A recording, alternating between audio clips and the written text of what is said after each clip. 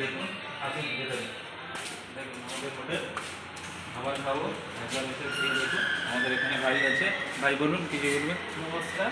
আমাদের এখানে ইন্ডিয়ান কেন, চাইনিজ কেন, যাবতীয় খাওয়া কেন, সব রকমের জিনিস পাওয়া যায়।